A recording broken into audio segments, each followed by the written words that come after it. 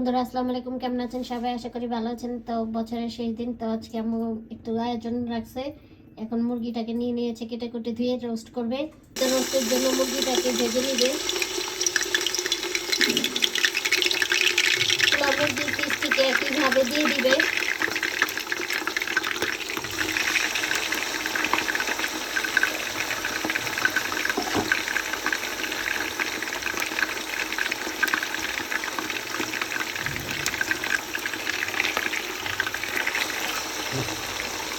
তো মুরগির রোস্টগুলো ভাজা হয়ে যাচ্ছে। এগুলো এখন আস্তে আস্তে করে সবাই যেভাবে করতেছে সবগুলো উঠিয়ে ফেলছে আম্মু।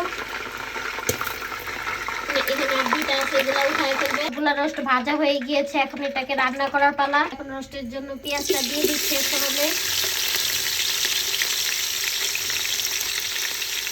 এখন দারচিনি, এলাচ যা আছে সব দিয়ে দিল। পেঁয়াজটাকে ভালোভাবে লাল করে নিচ্ছে। এখন এক এক করে সব বাটা মশলা দিয়ে দিবে। দিয়ে দিচ্ছে, দিয়ে দিচ্ছে, দিয়ে দিচ্ছে, আটা দিয়ে দিচ্ছে, পরিমাণ মতো লবণ দিয়ে দিচ্ছে। এটাকে একটু ভালোভাবে কষিয়ে দিবে। হচ্ছে স্বাদের জন্য কাঁচামরিচটা দিয়ে দিল। আর এখানে হচ্ছে সব বাটা নারকেল, বাদাম সব একসাথে বাটা, এগুলো দিয়ে দিবে। এগুলো উপকরণ আবারও ভালোভাবে নেড়ে দিচ্ছে। এটা এখন টক দইটা দিয়ে দিবে রোস্টে।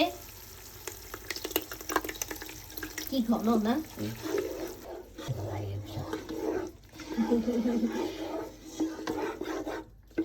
আস্তে আস্তে আপনাদের সাথে সব শেয়ার করব। অনেক বড় আয়োজন 31 নাইট উপলক্ষে। করে রোস্ট গুলো বসিয়ে দিবে।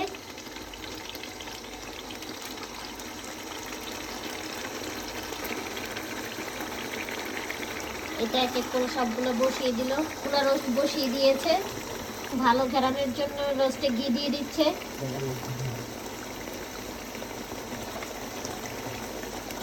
একটু ঘিটা দিয়ে দিচ্ছে।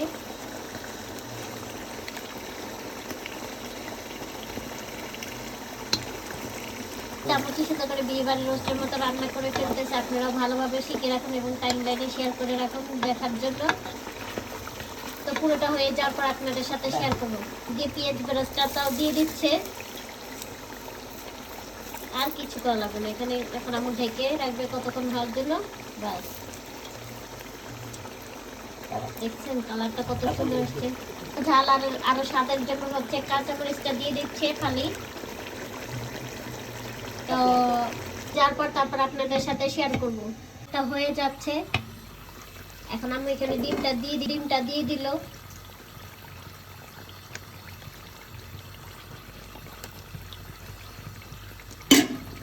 কি সুন্দর লাগছে ডিমটা দেওয়ার পর।